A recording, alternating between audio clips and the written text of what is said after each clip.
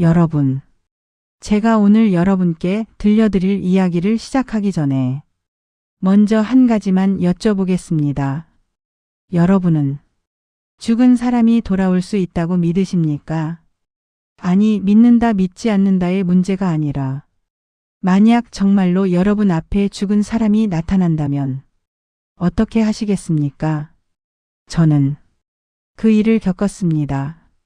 제 아들의 장례식을 마치고 집에 돌아온 그날 밤이었습니다. 문 밖에서 목소리가 들려왔습니다. 엄마, 나야. 낮고 떨리는 간절한 목소리였습니다. 그 순간 저는 심장이 멎는 줄 알았습니다. 저는 미쳤다고 생각했습니다. 아들을 잃은 슬픔에 정신이 나간 거라고, 환청을 듣는 거라고 그렇게 생각했습니다. 하지만 아니었습니다. 문을 열었을 때 거기 정말로 3년 전에 죽은 제 딸이 서 있었습니다.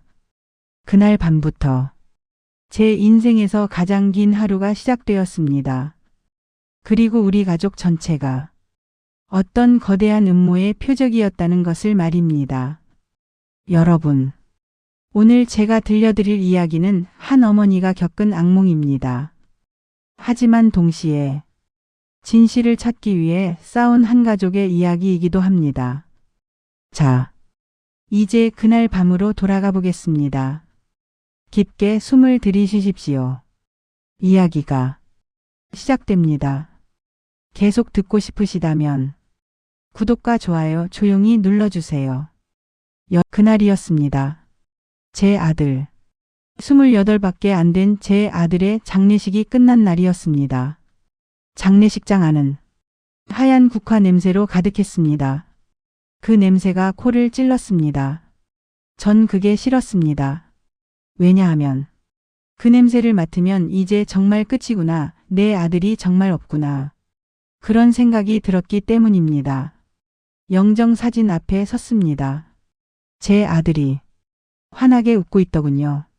유리 액자가 차갑게 느껴졌습니다.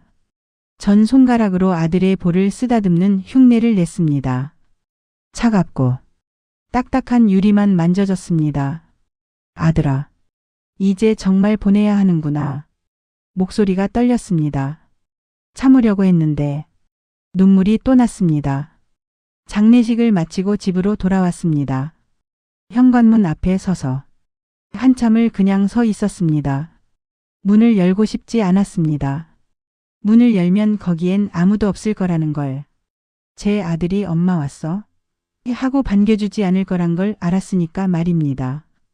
겨우 문을 열고 들어갔습니다. 이제 제가 빈집에 대고 말했습니다. 여기엔 나 혼자구나. 제 목소리가 메아리 쳤습니다. 허공에 울려서 다시 제 귀로 돌아왔습니다. 거기 아들이 쓰던 슬리퍼가 그대로 있었습니다. 회색 슬리퍼였는데 앞부분이 헤어져 있었습니다. 전 무릎을 꿇고 앉아서 그 슬리퍼를 만졌습니다. 아들의 발 모양대로 슬리퍼가 푹 들어가 있었습니다. 너무 힘이 없어서 뭐라도 먹어야 할 것 같았습니다. 주방으로 갔습니다. 냉장고를 열었습니다. 거기 커피 우유 한 개가 있었습니다. 아들이 제일 좋아하던 건 말입니다. 유통기한을 봤습니다.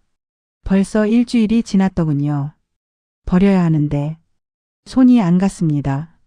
미안하다. 누구한테 하는 말인지도 모르겠지만 말했습니다. 아들 방으로 갔습니다. 방문을 밀고 들어가자 아들의 냄새가 났습니다.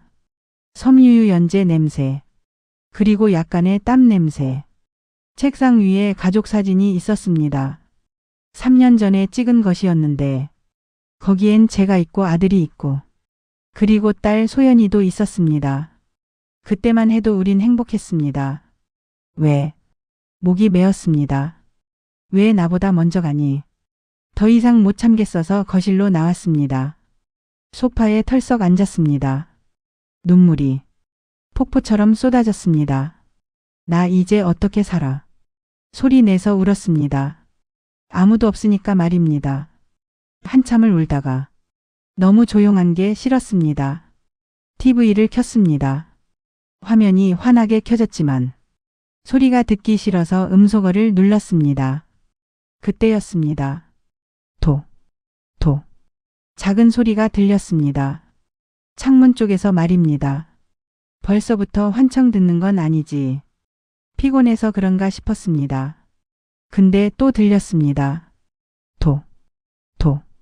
심장이 쿵했습니다. 뭔가 창문을 두드리는 소리 같았습니다. 커튼을 살짝 열었습니다. 밖을 봤습니다. 어두웠습니다. 아무것도 없었습니다. 착각이었나. 근데 그 순간 담장 너머로 뭔가 움직이는 게 보였습니다. 그림자 같은 게 빠르게 지나갔습니다. 전 숨을 멈췄습니다. 그날 밤 잠을 잘 수가 없었습니다.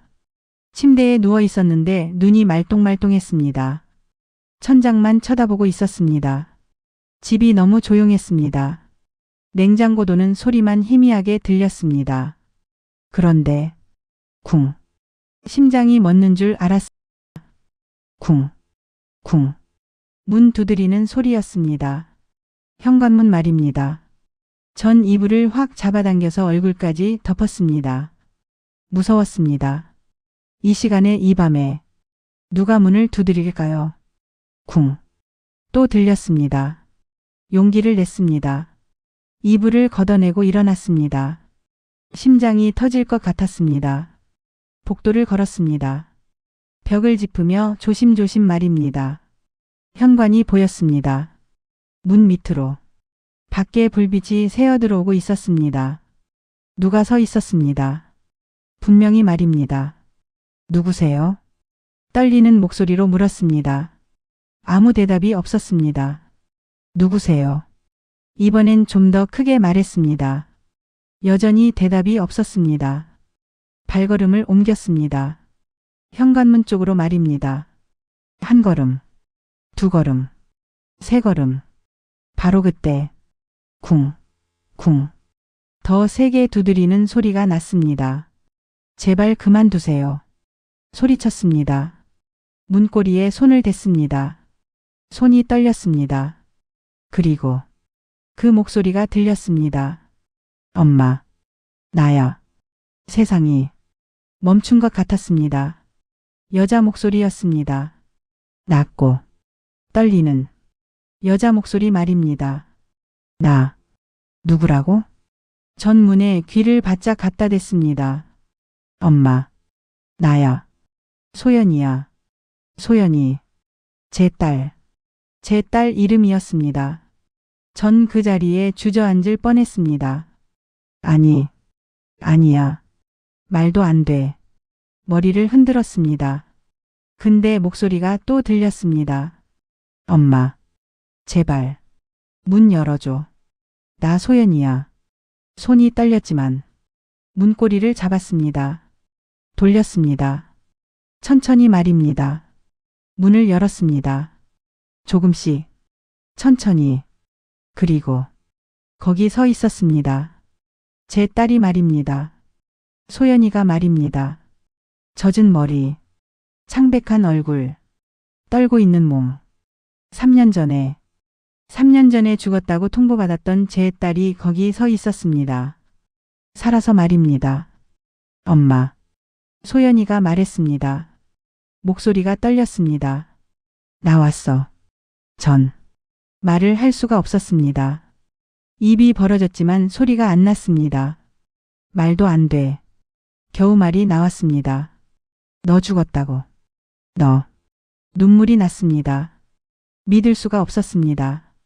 가로등 불빛 아래서 본 딸의 얼굴은 말로 표현할 수가 없었습니다. 너무 창백했습니다. 마치 피가 한 방울도 없는 것처럼 말입니다. 아니, 어쩌면 정말로 피가 제대로 돌지 않고 있는 것 같았습니다. 입술도 파랗게 질려 있었습니다. 겨울의 추위에 떨 때 그런 색이었습니다. 머리카락은 완전히 젖어서 뺨에 찰싹 붙어 있었습니다. 비를 맞았나 봅니다. 얼마나 뛰어왔을까요? 얼마나 급하게 왔을까요? 소연아. 전 떨리는 손을 천천히, 아주 천천히 뻗었습니다. 정말 너 맞니? 만지고 싶었습니다. 만져야 했습니다. 진짜인지 확인해야 했습니다.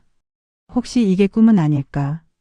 혹시 제가 아들을 잃은 슬픔에 정신이 나가서 환각을 보는 건 아닐까? 그런 생각이 계속 들었습니다. 손끝이 소연이 뺨에 닿았습니다. 차가웠습니다.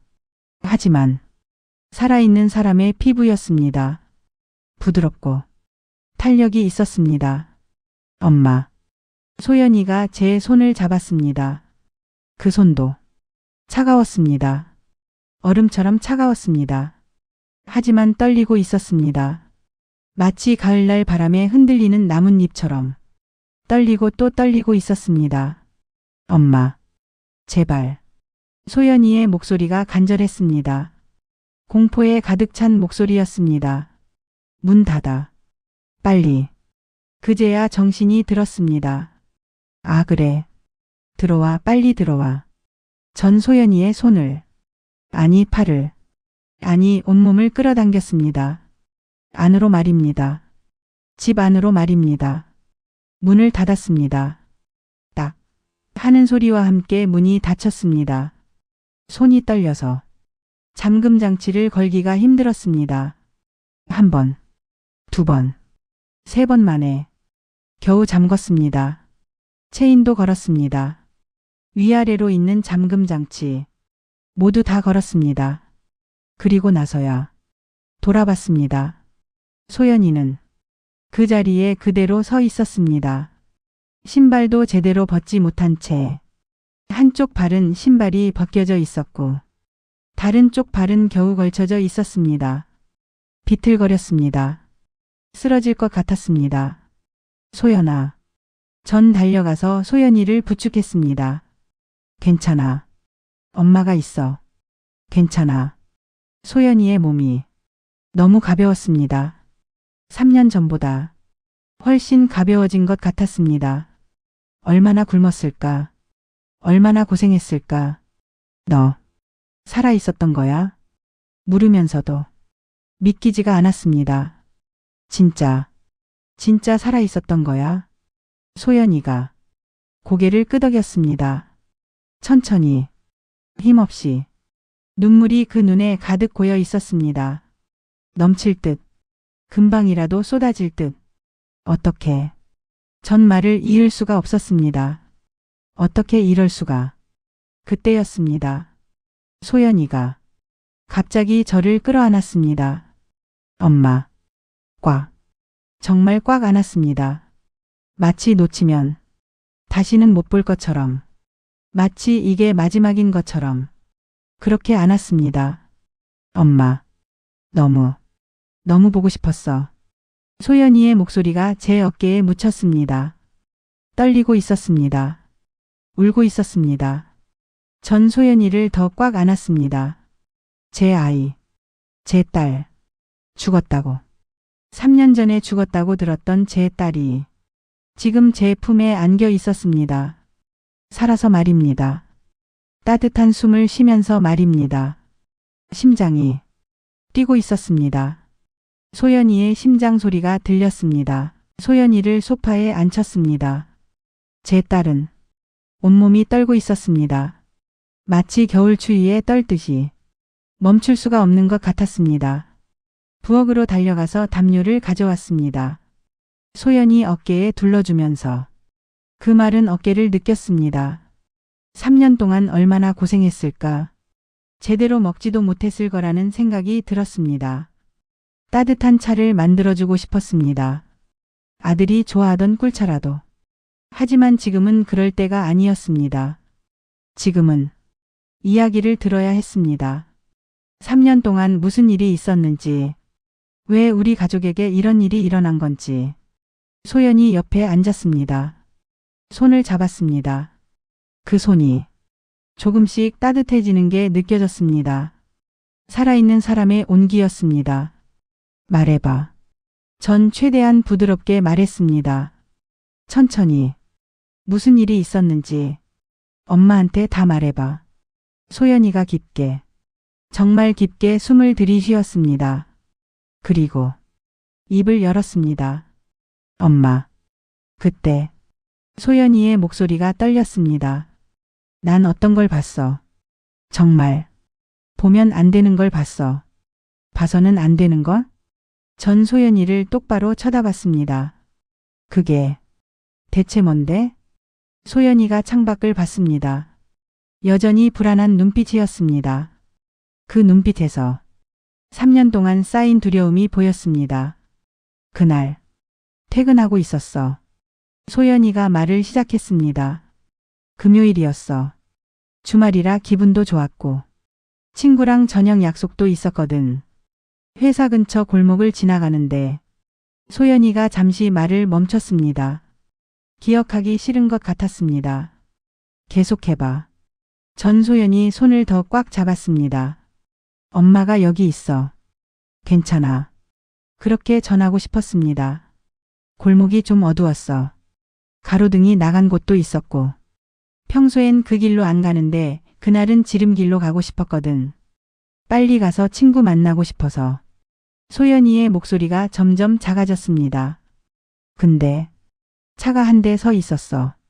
검은색 세단이었는데 번호판에 뭔가 천 같은 게 가려져 있었어. 그때는 이상하다고만 생각했지. 트렁크가 활짝 열려 있었거든. 그래서 사람들이 3명 정도 있었어. 다들 검은 옷을 입고 있었고 뭔가를 싣고 있었어. 큰 검은 가방이었는데 소연이의 손이 더 떨렸습니다. 처음엔 그냥 지나가려고 했어. 남의 일이니까. 근데 그때 가로등 불빛이 그 가방을 비췄어. 그리고 봤어. 가방 밑에서 뭔가 떨어지는 걸. 뭐가 떨어졌는데? 피. 소연이의 목소리가 거의 속삭임이었습니다. 빨간. 피가 똑똑 떨어지고 있었어. 아스팔트에 핏자국이 생기고 있었어. 전 입을 손으로 막았습니다. 세상에. 그 순간 내가 멈춰섰나 봐. 그 사람들이 날 봤어. 눈이 딱 마주쳤어. 소연이의 눈에 그때의 공포가 다시 살아났습니다. 그 눈빛. 잊을 수가 없어. 차갑고 살기가 서려 있었어. 한 남자가 다른 남자에게 뭐라고 속삭였어. 그리고 내 쪽으로 걸어오기 시작했어. 그래서 어떻게 했어? 뛰었어. 소연이가 눈물을 닦았습니다. 있는 힘껏 뛰었어. 뒤도 안 돌아보고. 그냥 막 뛰었어. 가방도 떨어뜨리고. 하이힐도 벗어던지고. 맨발로 뛰었어. 쫓아왔어? 응. 차 시동 거는 소리가 들렸어. 그 소리가 너무 무서웠어. 엔진 소리가 점점 가까워지는 게 소연이가 몸을 떨었습니다. 다행히 큰 길로 나왔어. 사람들이 많았어. 차가 더 이상 못 따라오더라. 그래서 택시를 잡아타고 집으로 왔어. 그날 밤은 잠을 못 잤어. 계속 밖을 봤어. 혹시 그 차가 올까봐. 그리고 소연이가 심호흡을 했습니다. 다음 날부터 시작됐어. 뭐가? 전화가 왔어. 새벽 3시에. 받았더니 아무 말도 없었어. 숨소리만 들렸어. 그 무거운 남자 숨소리가. 소연이의 목소리가 갈라졌습니다. 하루에 10번도 넘게 왔어. 회사에서도, 집에서도. 자려고 하면 새벽에 또 왔어. 경찰에 신고는 안 했어? 했어. 소연이가 소리쳤습니다. 그러고는 작아져서 말했습니다. 했지. 처음에는 경찰서에 가서 신고했어. 스토킹 같다고. 누가 나를 따라다닌다고. 그래서 경찰이 왔어. 우리 집에 한 명이 왔는데 소연이의 얼굴이 창백해졌습니다. 그 사람이 그날 밤 골목에서 본 사람 중 하나였어, 엄마. 뭐? 경찰 제복을 입고 있었지만 얼굴을 알아봤어. 그 차가운 눈빛을 잊을 수가 없었거든. 머리가 하얘졌습니다. 그 사람이 웃으면서 말했어. 걱정 마세요. 저희가 잘 조사해 보겠습니다. 그렇게 말하면서 내 정보를 다 적어갔어. 주소, 전화번호, 가족관계 다. 그 후로는 그날 밤 소연이가 울기 시작했습니다. 전화가 왔어. 다른 번호였는데 받았더니 남자 목소리가 말했어. 똑똑하게 굴어. 입 다물고 있으면 내 가족은 안전할 거야. 라고. 전 소연이를 꽉 껴안았습니다. 그래서 도망친 거야? 응. 다음날 회사에도 안 가고 집에서 나왔어. 옷 몇 벌만 챙겨서 엄마한테 연락하고 싶었어. 너무 하고 싶었어. 근데 그 사람들이 말했어. 내 엄마 집 주소도 알아. 연락하는 순간 내 가족은 끝이야. 라고. 눈물이 났습니다. 그래서 3년 동안 이름도 바꾸고 머리색도 바꾸고 얼굴도 가리고 집도 계속 옮겨 다니면서 살았어. 한 곳에 한 달 이상 안 있었어. 어떻게 그렇게 살았니? 그게 끝이 아니야, 엄마. 소연이가 제 얼굴을 봤습니다. 6개월쯤 지났을 때 뉴스에서 봤어. 여성 신원 불명 시신 발견이라고. 사진도 나왔는데 내가 입던 옷이었어. 내 가방도 있었고. 뭐? 그들이 가짜 시신을 만든 거야. 내가 죽은 걸로 모두가 믿게 하려고. 그래서 우리한테 사망 통보가 온 거구나. 응. 미안해, 엄마. 내가 살아있다고 말하지 못해서. 아니야. 전 소연이를 더 꽉 안았습니다. 내 잘못이 아니야. 넌 살아야 했어. 그게 맞아. 근데 엄마, 이게 끝이 아니야. 소연이가 저를 떼어놓고 똑바로 봤습니다. 내가 오늘 여기 온 건 말해야 할 게 있어서야. 뭔데? 소연이의 입술이 떨렸습니다. 말하기 정말 힘든 것 같았습니다.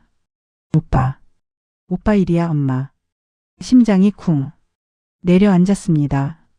오빠는 소연이가 말을 머뭇거렸습니다. 그냥 사고가 아닐 수 있어, 엄마. 뭐라고? 전 벌떡 일어섰습니다. 다리가 떨렸지만 서야 했습니다. 그게 무슨 말이니? 앉아, 엄마. 소연이가 제 손을 잡아당겼습니다. 제발 들어줘. 그때였습니다. 창밖으로 뭔가 움직이는 게 보였습니다. 소연이도 봤습니다. 우린 동시에 그쪽을 쳐다봤습니다. 지금 전 속삭였습니다. 본 거 맞지? 응. 소연이의 얼굴이 새하얘졌습니다. 따라온 사람 맞아, 엄마. 그림자가 담장 너머로 움직였습니다. 천천히 말입니다. 우리 집을 살피는 것 같았습니다. 소연아. 전 떨리는 목소리로 말했습니다. 불 꺼야. 빨리. 소연이가 벌떡 일어나서 거실 불을 껐습니다. 딸깍 소리와 함께 어두워졌습니다. 창밖에서 들어오는 희미한 불빛만 남았습니다. 갑자기 전등이 깜빡이기 시작했습니다. 껐는데도 말입니다. 깜빡. 뭐야 이거. 전 위를 쳐다봤습니다. 이 집 누군가 조작하고 있는 거야? 엄마 휴대폰. 소연이가 가방을 뒤졌습니다. 휴대폰 꺼내야 해. 근데 전원이 안 들어왔습니다. 소연이가 버튼을 아무리 눌러도 말입니다. 이상해. 분명 충전했는데. 소연이가 당황했습니다. 내 폰은? 전 제 폰을 찾았습니다. 소파 위에 있었는데 역시 안 켜졌습니다. 배터리 문제가 아니야, 엄마. 소연이가 떨리는 목소리로 말했습니다. 누가 막은 거야? 전파 교란이야. 등골이 오싹해졌습니다. 뒷마당 쪽에서 소리가 났습니다. 우드득 하는 소리 말입니다. 나뭇가지 밟는 소리 같았습니다. 전 소연이를 쳐다봤습니다. 뒤에도 있는 거야? 소연이가 고개를 끄덕였습니다. 얼굴이 창백했습니다. 조심스럽게 뒷문 쪽으로 갔습니다. 커튼을 살짝 열고 밖을 봤습니다. 어두웠지만 발자국이 보였습니다. 젖은 흙에 선명하게 찍혀 있었습니다. 소연이가 떨면서 말했습니다. 여러 명이야. 혼자가 아니야. 경찰에 신고해야 하지 않니? 전 다급하게 말했습니다. 아니면 이웃집이라도. 안 돼. 소연이가 제 입을 막았습니다. 엄마. 그 안에 누가 있는지 몰라. 경찰 중에도, 이웃 중에도. 그 순간, 부르릉. 집 앞에서 차가 멈추는 소리가 들렸습니다. 엔진 소리가 너무 또렷하게 들렸습니다. 왔어. 소연이가 제 손을 잡아 끌었습니다. 엄마 숨어. 어디로? 전 패닉 상태였습니다. 옷장. 빨리. 소연이가 저를 아들 방으로 끌고 갔습니다.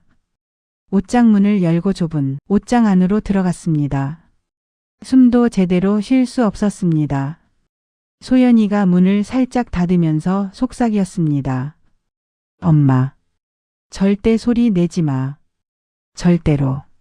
전 고개를 끄덕였습니다. 입술을 깨물었습니다. 심장 소리가 너무 커서 들킬 것 같았습니다. 현관문이 열리는 소리가 들렸습니다. 누군가 들어오고 있었습니다. 발소리가 들렸습니다. 또가. 한 명이 아니었습니다. 여러 명이었습니다. 옷장 틈으로 살짝 봤습니다. 검은 옷을 입은 남자들이 거실을 뒤지고 있었습니다. 소파 쿠션을 들춰내고 서랍을 열고 여기 없는데 한 남자가 말했습니다. 계속 찾아. 다른 남자가 대답했습니다. 분명 여기 있어. 복도를 지나 우리 쪽으로. 발소리가 가까워졌습니다. 전 소연이의 손을 꽉 잡았습니다. 소연이도 제 손을 꽉 잡았습니다. 방문이 열리고 전등이 켜졌습니다. 남자가 방 안으로 들어왔습니다. 우리는 옷장 안에서 숨도 제대로 못 쉬고 있었습니다. 소연이 손이 제 손을 너무 꽉 잡아서 아팠지만 전 참았습니다. 남자의 발소리가 옷장 쪽으로 다가왔습니다. 또가.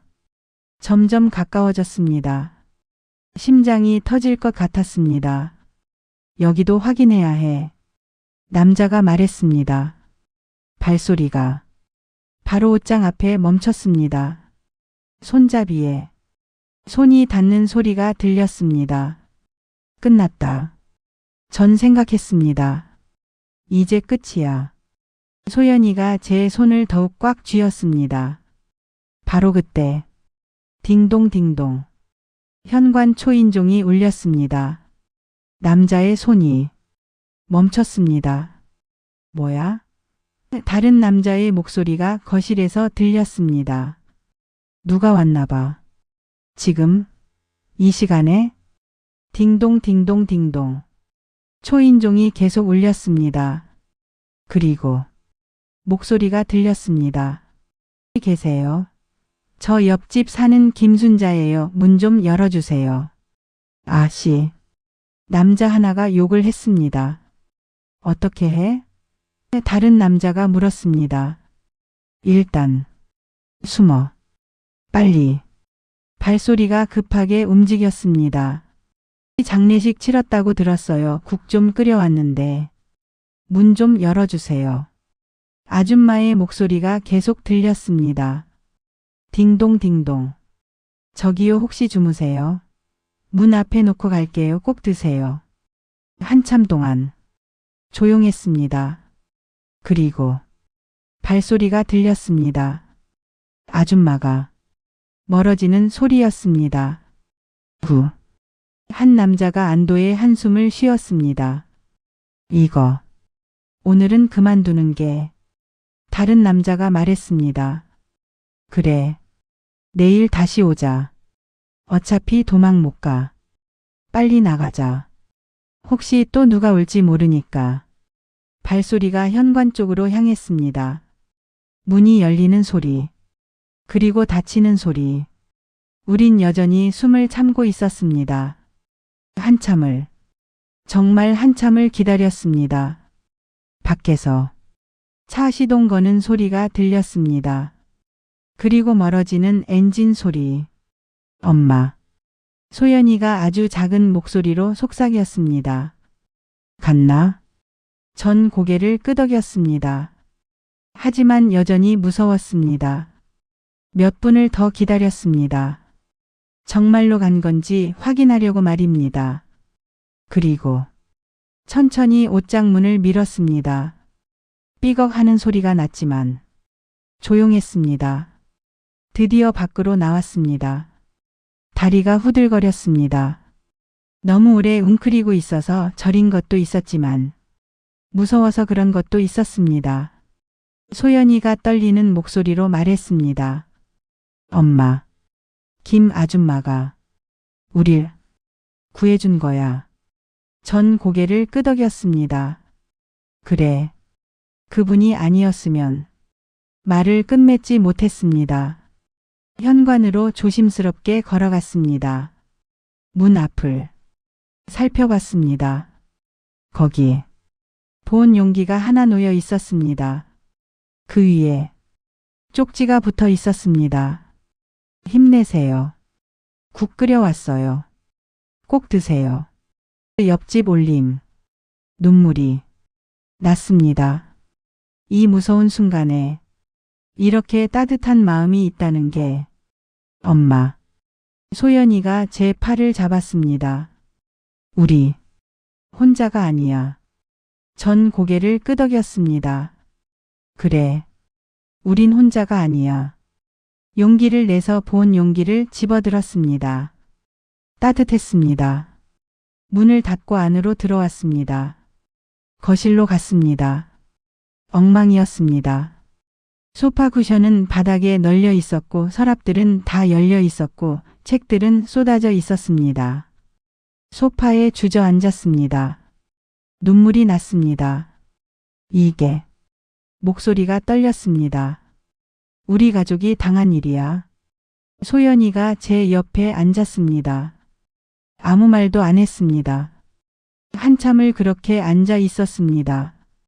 울면서 말입니다. 하지만 포기할 수 없었습니다. 김 아줌마가 모르고 한 일이지만 우리를 구해줬습니다. 세상엔 여전히 선한 사람들이 있었습니다. 그것만으로도 희망이 있었습니다. 밤새 떨리던 마음이 조금은 가라앉았습니다. 소연이가 창가에 서서 밖을 보고 있었습니다. 새벽 햇살이 소연이 얼굴을 비췄습니다. 창백했던 얼굴이 조금 생기가 돌았습니다. 엄마. 소연이가 저를 돌아봤습니다. 미소를 지었습니다. 3년 만에 보는 딸의 미소였습니다. 나 이제 괜찮아. 숨지 않을게. 전 소연이에게 다가가서 손을 잡았습니다. 그래. 이제 괜찮아. 그때였습니다.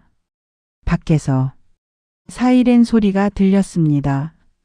둘 다 창문으로 달려갔습니다. 경찰차가 집 앞에서 멈춰 섰습니다. 엄마. 소연이가 긴장했습니다. 저 사람들. 괜찮아. 전 소연이 손을 꽉 잡았습니다.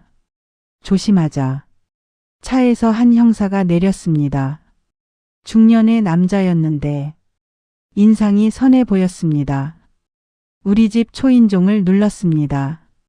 전 소연이와 눈을 마주쳤습니다. 소연이가 고개를 끄덕였습니다. 같이 현관으로 갔습니다. 문을 열었습니다. 아드님 사건과 관련해 형님 말씀이 있습니다. 들어오세요. 전 문을 열어줬습니다. 형사가 들어왔습니다.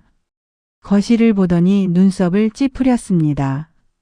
무슨 일 있으셨습니까? 집이 밤에 침입자가 있었습니다. 전 말했습니다. 신고는 하셨습니까? 할 수 없었습니다. 소연이가 나섰습니다. 전화가 안 됐어요. 형사가 소연이를 봤습니다. 놀란 표정이었습니다. 당신은 저 소연이에요. 소연이가 말했습니다. 죽은 걸로 알려진. 형사가 잠시 말을 잃었습니다. 그러더니 고개를 끄덕였습니다. 앉으시죠. 형사가 말했습니다. 제가 설명드릴 게 있습니다. 우린 소파에 앉았습니다. 형사는 가방에서 파일을 꺼냈습니다. 사실은 형사가 말을 시작했습니다. 아드님 사건. 우리도 의심하고 있었습니다. 교통사고치고는 이상한 점이 많았거든요. 심장이 뛰었습니다. 그래서 재조사를 하고 있었습니다. 그리고 형사가 파일을 펼쳤습니다. 이걸 발견했습니다. 파일 안에 USB가 하나 있었습니다. 아드님이 사고 직전에 경찰서에 이걸 우편으로 보냈습니다. 저한테. 저는 아드님 대학 선배였거든요. 뭐라고요? 전 믿을 수가 없었습니다. 여기 음성 파일이 하나 있습니다. 형사가 노트북을 꺼내서 파일을 재생했습니다. 스피커에서 아들의 목소리가 흘러나왔습니다. 형, 나 준혁이야. 혹시 이 메시지를 듣고 있다면 나한테 뭔가 일어난 거야. 미안해. 형한테 이런 걸 맡기게 돼서. 근데 형밖에 믿을 사람이 없어. 눈물이 났습니다. 아들 목소리. 아들 목소리였습니다. 엄마. 소연아. 걱정하지 마. 내가 남긴 증거가 있어. 우린 이길 수 있어. 반드시. 음성이 끝났습니다. 전 그 자리에서 무너졌습니다. 울음이 터져 나왔습니다. 아들아. 아들아. 소연이가 저를 끌어안았습니다. 소연이도 울고 있었습니다. 형사가 조용히 기다려줬습니다. 전 눈물을 닦고 형사를 봤습니다. 당신 가족이 겪은 일. 형사가 진지하게 말했습니다. 우리가 끝까지 파헤치겠습니다.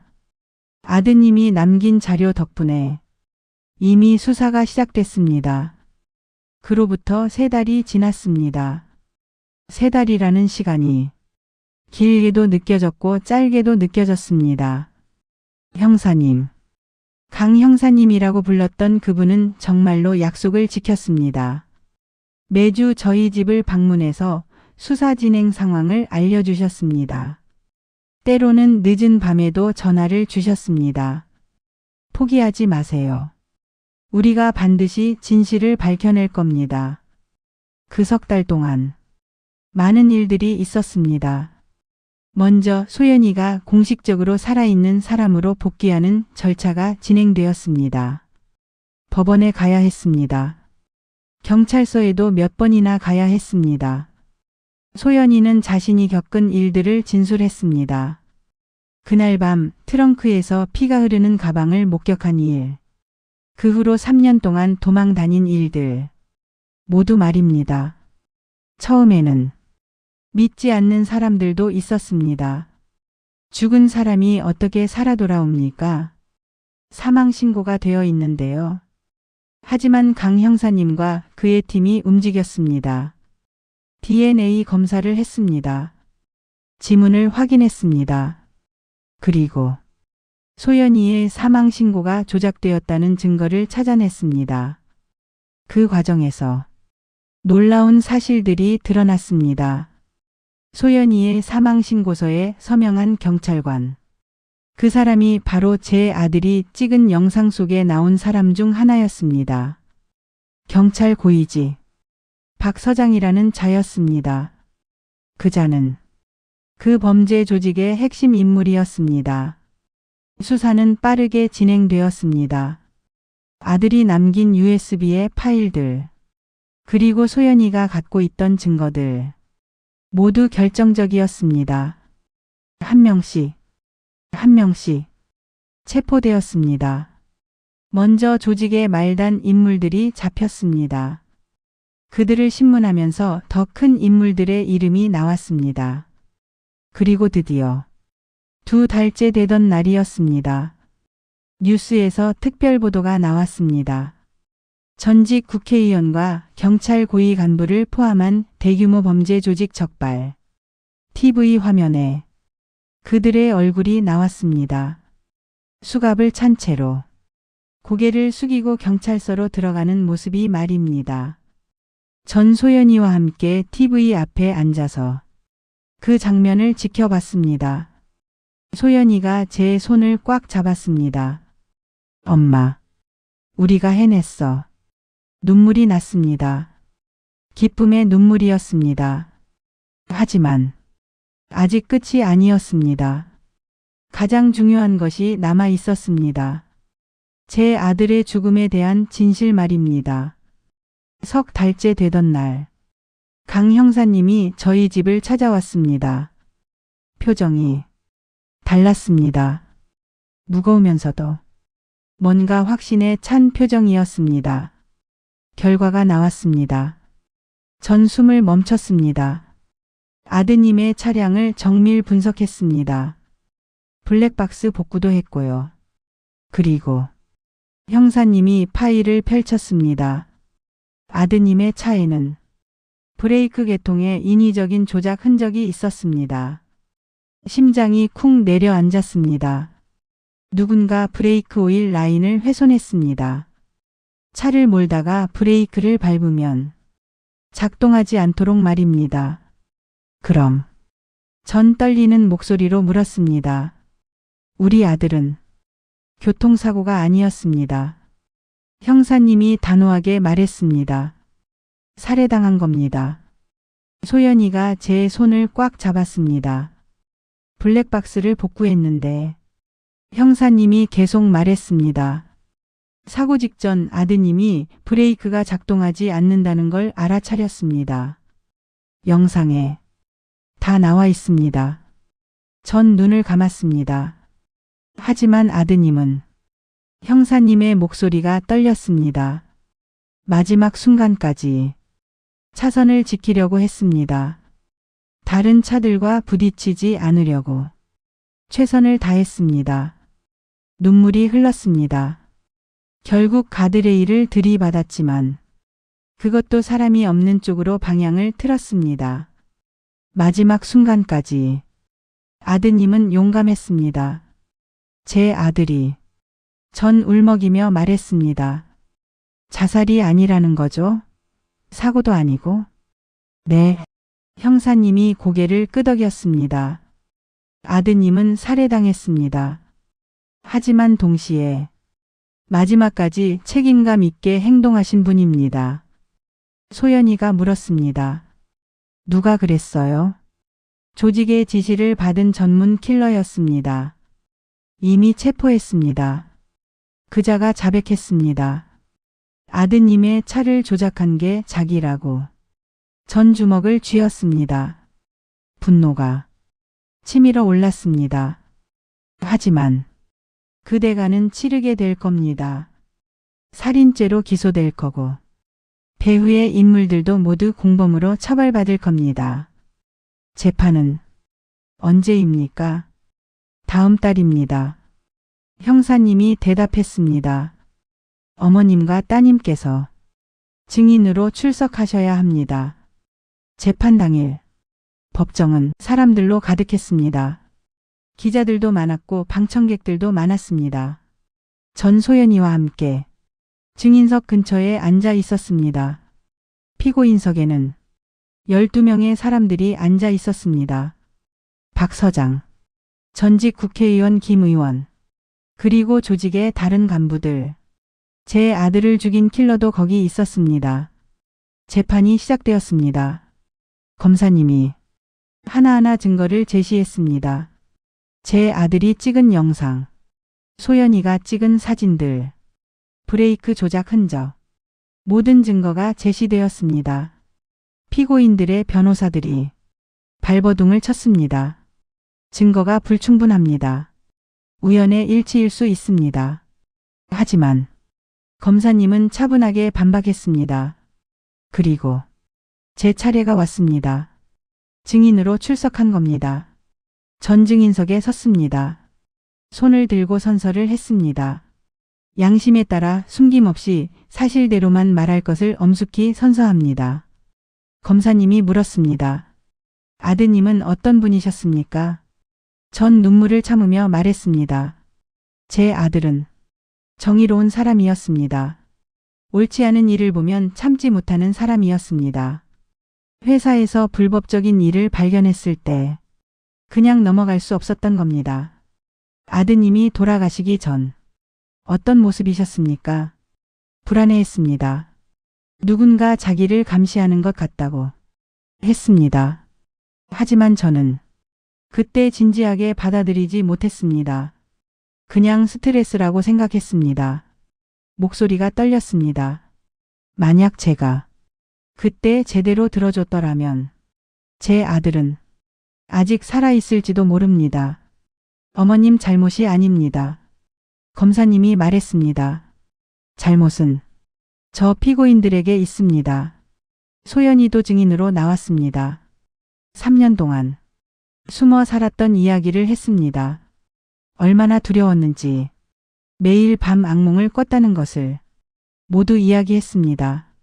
재판은 3번에 걸쳐 진행되었습니다. 그리고 마지막 날 판사님이 판결을 내렸습니다. 피고인 박, 살인교사 및 직권남용 등의 혐의로 징역 25년을 선고한다. 방청객석에서 탄성이 터져 나왔습니다. 피고인 김, 조직적 범죄 및 뇌물수수 등의 혐의로 징역 20년을 선고한다. 하나씩 판결이 내려졌습니다.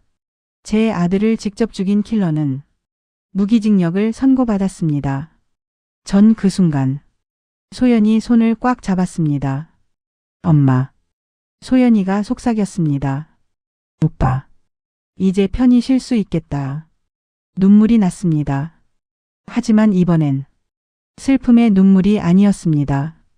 재판이 끝나고 법정을 나왔습니다. 밖에는 많은 기자들이 있었습니다. 어떤 심경이십니까? 앞으로 계획은? 질문들이 쏟아졌습니다.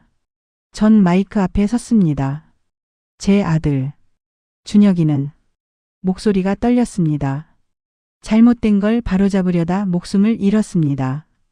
제 딸 소연이는 3년 동안 죽은 사람으로 살아야 했습니다. 심호흡을 했습니다. 하지만 오늘 정의가 실현되었습니다. 늦었지만 결국은 진실이 밝혀졌습니다. 소연이가 제 옆에 섰습니다. 기자들이 사진을 찍었습니다. 그날 저녁 뉴스에서 대대적으로 보도되었습니다. 진실을 밝힌 어머니와 딸. 3년 만의 기적. 대규모 범죄 조직 일망타진. 정의는 승리했다. 소연이와 저는 집에 돌아와서 TV를 봤습니다. 엄마. 소연이가 말했습니다. 이제 정말 끝난 거지? 전 고개를 끄덕였습니다. 응. 이제 끝났어. 우리 이제 평범하게 살 수 있는 거야. 그래. 전 소연이를 껴안았습니다. 이제 우리 평범하게 살자. 그날 밤 저는 아들의 방에 갔습니다. 책상 위에 가족 사진을 들었습니다. 아들아. 전 사진 속 아들에게 말했습니다. 엄마가 해냈어. 내가 남긴 용기로. 엄마가 끝까지 싸웠어. 눈물이 흘렀습니다. 너는 잘못한 게 없어. 오히려 용감했어. 마지막까지 다른 사람들을 생각했잖아. 사진을 가슴에 안았습니다. 이제 편히 쉬어. 엄마가 소연이랑 잘 살게. 내 목까지 행복하게 살게. 다음 날 아침 소연이와 저는 아들의 무덤을 찾아갔습니다. 오빠. 소연이가 무덤 앞에 무릎을 꿇고 말했습니다. 우리가 이겼어. 오빠 덕분이야. 전 꽃을 놓으며 말했습니다. 아들아. 사고가 아니었다는 거. 이제 모두가 알아. 넌 책임감 있는 사람이었어. 마지막까지 말이야. 바람이 불었습니다. 마치 아들이 대답하는 것 같았습니다. 고마워 엄마. 고마워 소연아. 그렇게 말하는 것 같았습니다. 그로부터 1년이 지났습니다. 소연이는 새로운 직장을 구했습니다. 이번엔 작은 출판사였습니다. 좋은 사람들과 일하고 있다고 했습니다. 저는 비슷한 일을 겪은 가족들을 돕는 봉사활동을 시작했습니다. 범죄 피해자 가족 모임에서 말입니다. 집에는 다시 웃음소리가 돌아왔습니다. 완전히 예전처럼은 아니었습니다. 아들의 빈자리는 여전히 컸습니다. 하지만 우리는 행복하게 살아가고 있었습니다. 어느 날 저녁, 소연이와 저는 함께 저녁을 만들고 있었습니다. 엄마 이거 맛 좀 봐봐. 응, 맛있는데? 소금 조금만 더. 평범한, 너무나 평범한 대화였습니다. 하지만 그 평범함이 얼마나 소중한지 이제는 알았습니다. 창밖으로 석양이 지고 있었습니다. 아름다웠습니다. 전 창문 앞에 서서 하늘을 바라봤습니다. 속삭였습니다. 엄마 잘 살고 있어. 내가 보고 싶지만 그래도 행복해. 하늘이 붉게 물들어 있었습니다. 마치 아들이 축복하고 있는 것 같았습니다. 제 이야기는 여기서 끝납니다. 슬픈 이야기였습니다. 하지만 동시에 희망의 이야기이기도 했습니다. 진실은 때로 묻히기도 합니다. 정의는 때로 늦게 오기도 합니다. 하지만 포기하지 않으면 결국은 승리합니다. 제 아들이 그렇게 가르쳐 주었습니다. 제 딸이 그렇게 증명해 주었습니다. 그리고 저는 그걸 믿습니다. 여러분도 힘든 일을 겪고 계신다면 포기하지 마십시오. 진실은 반드시 밝혀집니다. 정의는 반드시 실현됩니다. 조금 늦을지라도 말입니다. 제 이야기를 들어주셔서 감사합니다. 이제 저는 딸과 함께 저녁을 먹으러 가야겠습니다. 평범한 하지만 소중한 저녁 식사를 말입니다. 여러분 오늘은 사랑하는 사람들을 꼭 안아주십시오. 내일 무슨 일이 일어날지 아무도 모르니까요. 오늘 이야기를 끝까지 들어주셔서 정말 감사합니다. 이 순간을 함께 해주신 여러분의 마음이 큰 힘이 됩니다. 만약 오늘 이야기가 마음에 남았다면 구독과 좋아요는 이 채널을 계속 이어가는 데 큰 응원이 됩니다. 그리고 여러분의 생각도 듣고 싶습니다. 영상 아래 댓글로 여러분의 느낌 그리고 오늘 이야기에서 가장 기억에 남은 부분을 나눠주세요. 여러분 한 분 한 분의 따뜻한 이야기가 다음 영상에 큰 힘이 됩니다. 감사합니다.